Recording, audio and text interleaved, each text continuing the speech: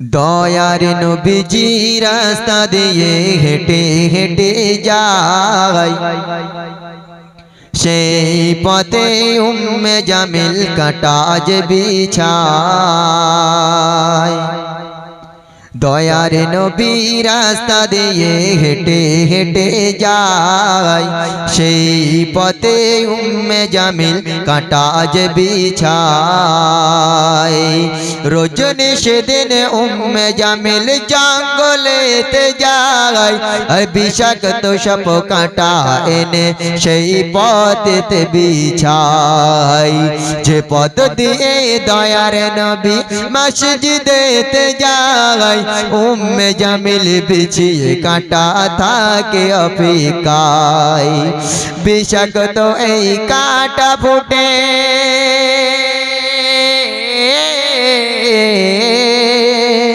বিষাক্ত এই কাঁটা ফুটে যদি নবী মারা যায়, ইসলাম ধর্ম দুনিয়া হতে নেবে যে বিদায়।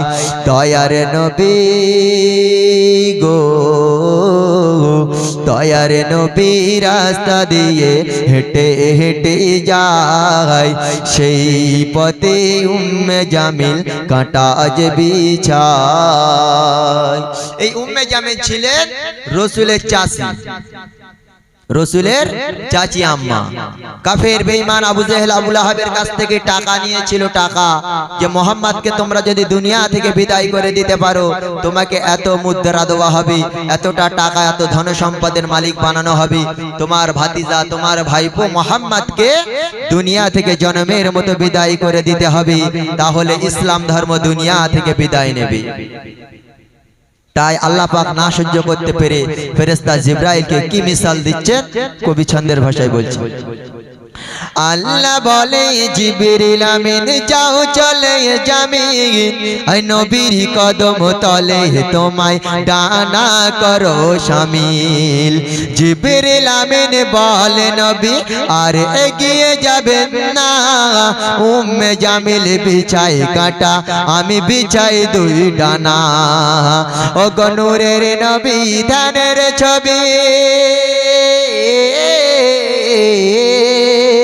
ও গো নূরের নবী ধানের ছবি ডানার উপর হতে যায়, উম্মে জামিল তাকিয়ে থাকি কেন কাঁটা ফোটে নাই।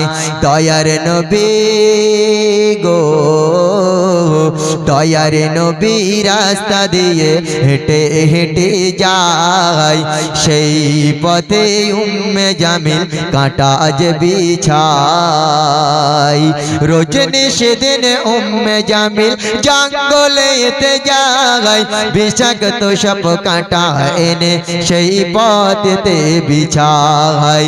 যে পথ দিয়ে দয়ার নবী মসজিদেতে যায়, উম্মে জামিল বিছিয়ে কাঁটা থাকে অপেক্ষায়। বিষাক্ত এই কাঁটা ফুটে